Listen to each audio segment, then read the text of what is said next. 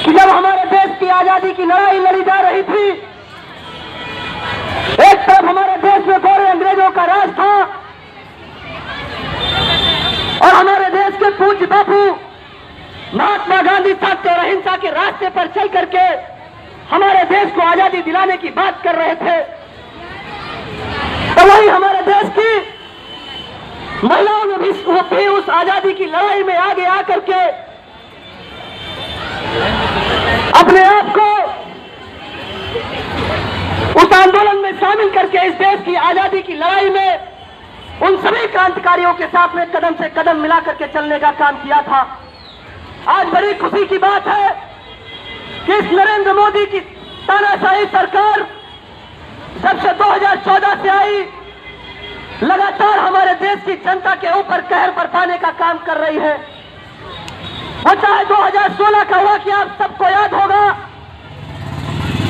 जब इस मोदी सरकार में अक्टूबर का महीना था, 8 अक्टूबर की रात को मोदी जी आते हैं टीवी पे और कहते हैं कि आज के बाद हमारे देश की करेंसी बंद कर दी जाएगी, वो नकली घोषित कर दी जाएगी। सोचिए क्या वाकया था वो। उस वाकये को याद करके हम सबकी रूह कांप जाया करती है। हमारे देश की 2.25 करोड़ आबादी को लाइन में लगाने का काम अगर किसी ने किया था तो उस नेता का नाम नरेंद्र मोदी है। शायद मोदी जी भूल गए कि हमारे देश की जनता सहनशील है, लेकिन जब इस देश की जनता की सहनशीलता टूटती है तो इस देश की जनता बड़ी बड़ी सरकारों को उखाड़ फेंकने का काम करती है। मुझे खुशी है कि चाहे दिल्ली का शाहीन बाग हो और चाहे सीरमपुर हो, हर जगह पर महिलाओं का जो जोश दिखाई पड़ रहा है, मुझे भरोसा है कि इस जोश के आगे नरेंद्र मोदी की सरकार अपने घुटने टेकने का काम करेगी। और आपको हम भरोसा दिलाना चाहते हैं कि जब इस देश के किसी भी आंदोलन का नेतृत्व महिलाओं ने अपने हाथ में लिया है तो निश्चित तौर पर वो आंदोलन अपने मुकाम पर पहुंचा है और हम सबको भरोसा है कि हमारा आंदोलन अपने मुकाम पर जरूर पहुंचेगा।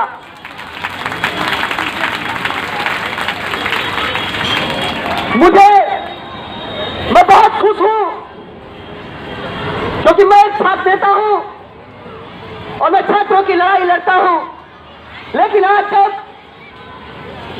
जब हमारे देश के संविधान पर हमला हुआ, जब हमारे देश के संवैधानिक मूल्यों को चोट पहुंचाने की कोशिश की गई, तब हमारे देश का छात्र और नौजवान लामबंद हुआ है। उसी तरीके से हमारे देश का छात्र और नौजवान, वो चाहे जेएनयू का छात्र हो, चाहे जामिया इस्लामिया का छात्र हो, और चाहे डीयू का छात्र हो, चाहे एयू का छात्र हो, और चाहे लखनऊ विश्वविद्यालय का छात्र हो, आज हर छात्र नौजवान इस काले कानून के खिलाफ सड़कों पर उतर चुका है। ये बात मैं आप लोगों से बता देना चाहता हूं। और बड़ी खुशी की बात है, यह 16 दिन हो गया, 16 दिन हो गया, पता नहीं टाइम पे खाने को मिलता है कि नहीं मिलता है, लेकिन जो आपके चेहरे पे ये चमक दिखाई दे रही है, ये चमक जो दिखाई दे रही है, निश्चित तौर पर नरेंद्र मोदी की सरकार की ताबूत में आखिरी कील साबित होगी, यह भी हमको भरोसा है। और हम लोग लखनऊ की धरती से आए हैं। अभी हमारे बड़े भाई अनुपम यादव जी बता रहे थे कि जब 1857 का विद्रोह हुआ तो उसका जहां एक तरफ उसका नेतृत्व बेगम हजरत महल कर रही थी, तो ही झांसी की रानी कर रही थी। यह हमारे देश की खूबसूरती है, यह हमारे देश की खूबसूरती है। ये आज से नहीं, हजारों साल से हमारे देश में हिंदू और मुस्लिम, सिख ईसाई सब आपस में मिल करके रहते हुए चले आ रहे हैं। मैं एक वाकया आप लोगों के साथ साझा करना चाहता हूं कि जब हम किसी के साथ दोस्ती करते हैं तो मुझे हिंदू और मुसलमान नहीं दिखाई पड़ता।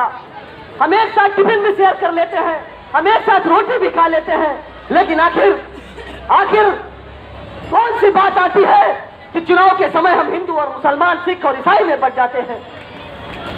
शायद हम लोगों को पता नहीं है कि जिस तरीके से अंग्रेजों ने हमारे देश में फूट डालो, राज करो की नीति अपनाई थी, उसी तरीके से अंग्रेजों के दलाल जो ये आरएसएस के लोग बैठे हैं, जिनका कानून दिल्ली से नहीं कि नागपुर से लागू होता है, ये लोग भी फूट डालो और राज करो नीति पे काम कर रहे हैं। इसलिए हम लोगों को समझना होगा, हम लोगों को समझना होगा कि हो सकता है ये तानाशाही लोग इस कानून को वापस ला लो, हो सकता है इस तानाशाही लोग जिस तरीके से अमित शाह अपनी भाषा बोल रहे हैं वो भाषा किसी राजनेता की नहीं हो सकती। आज तक इतिहास उठा के देख लीजिए, जो हमारे देश के गृह मंत्री और प्रधानमंत्री रहे हैं, शायद ऐसी भाषा किसी ने नहीं बोली होगी। लखनऊ में जाकर के अमित शाह बोलते हैं कि हम एक कदम पीछे नहीं हटेंगे, हम एक कदम पीछे नहीं हटेंगे। शायद वो बोल रहे हैं, ये शायद वो भूल गए हैं कि भारत एक लोकतांत्रिक देश है और लोकतांत्रिक देश में इस देश की जनता ने बड़े बड़े तानाशाहों को माकूल जवाब देने का काम किया है। मुझे कहने में कोई गुरेज नहीं है कि जब हमारे देश में सन 1975 में इंदिरा गांधी ने आपातकाल लगाने का काम किया था, तो इस देश का चाहे छात्र हो, चाहे नौजवान हो और चाहे किसान हो, चाहे इस देश की महिलाएं हो, उस इमरजेंसी का विरोध हमारे देश में हिंदू मुस्लिम सिख ईसाई की एकता को कायम करते हुए उस कानून का विरोध करने का काम किया था और इंदिरा गांधी को पीछे हटना पड़ा था। यह भी बात मैं आप लोगों से कहना चाहता हूं। अरे साहब, नरेंद्र मोदी की हैसियत क्या है, अमित शाह की हैसियत क्या है? लखनऊ में अमित शाह जाते हैं और बोलते हैं कि अगर कोई इस कानून का विरोध करेगा तो उसको उठा करके हम जेल में डाल देंगे, उसको उठा करके हम जेल में डाल देंगे। शायद वो भूल गए हैं कि हम भगत सिंह के वंशज हैं, हम भगत सिंह के वंशज हैं। वो सोचिए 23 साल का नौजवान फांसी के फंदे पर झूल गया, लेकिन उसने माफी नहीं मांगी, उसने माफी नहीं मांगी। और लाजमी है कि सावरकर के चेले, गोडसे के चेले ऐसे बयानबाजी करे। किसी से छिपा नहीं है कि किस तरीके से सावरकर ने अंग्रेजों से माफी मांगने का काम किया। एक बार नहीं, अनेकों बार उन्होंने माफीनामा लिखा। देश की आजादी में उनका कोई इतिहास नहीं है, ये बात मैं आपके मन से कह देना चाहता हूं। और ये जो आरएसएस इस कानून को लागू करना चाहती है, हरगिज़ हम इस कानून को लागू नहीं होने देंगे। हम इस कानून का पुरजोर तरीके से विरोध करेंगे, चाहे आप हमारे ऊपर लाठियां बरसाओ, चाहे हमारे ऊपर हमें जेल भेज दो, लेकिन इस कानून को हम नहीं मानेंगे। और हम आपको बता दूं कि हमारे देश के नौजवानों ने एक नारा दे दिया है, हमारे देश के नौजवानों ने नारा दिया है। वो नारा मैं आप लोगों के बीच में शेयर करना चाहता हूं कि नहीं चाहिए एनपीआर, नहीं चाहिए एनपीआर, हमको चाहिए रोजगार, हमको चाहिए रोजगार। ये नारा हमारे देश के नौजवानों ने दे दिया है। मैं बहुत कम बोलना चाहता था, लेकिन जो आप लोगों का जोश है उससे मैं सोच रहा हूं कि बोलता ही रहूं, क्योंकि आपके जोश से मैं बहुत ही अपने आप को मैं रोक नहीं पा रहा हूं। बहुत कुछ है बोलने के लिए।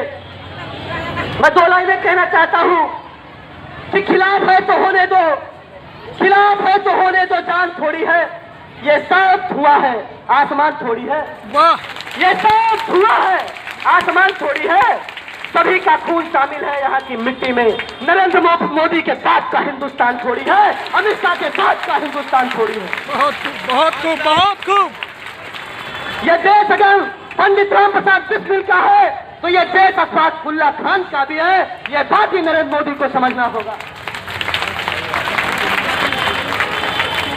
यह बात भी समझना होगा कि यह देश अगर पंडित नेहरू का है तो मौलाना अबुल कलाम आजाद का भी है।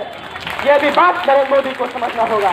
शायद नरेंद्र मोदी भूल गए हैं, शायद नरेंद्र मोदी उस नारे को भूल गए हैं कि हिंदू मुस्लिम सिख ईसाई आपस में सब भाई भाई, उस नारे को भूल गए हैं।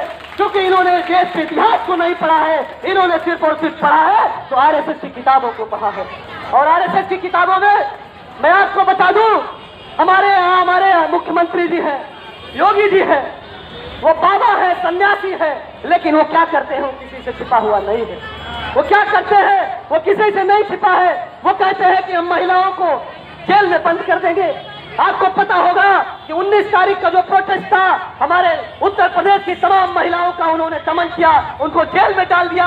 लेकिन मैं उस नारी शक्ति को सलाम करना चाहता हूं कि जेल से निकलने के बाद वो सबसे पहले धरना स्थल पर पहुंची और वहां पर उन्होंने नरेंद्र मोदी मुर्दाबाद के नारे लगाने का काम किया था।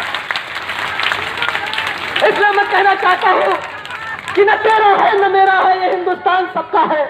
न तेरा है न मेरा है, ये हिंदुस्तान सबका है। अगर समझी गई ना बात तो नुकसान सबका है, अगर समझी गई ना बात तो नुकसान सबका है।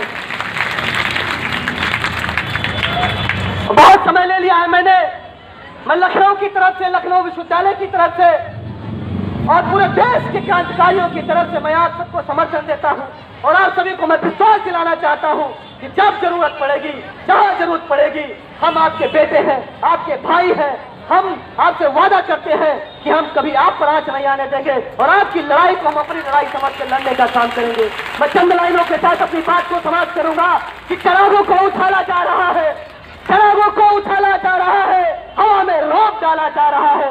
हमें है इस बुनियाद से पत्थर, हमें घर से निकाला जा रहा है, हमें घर से निकाला जा रहा है।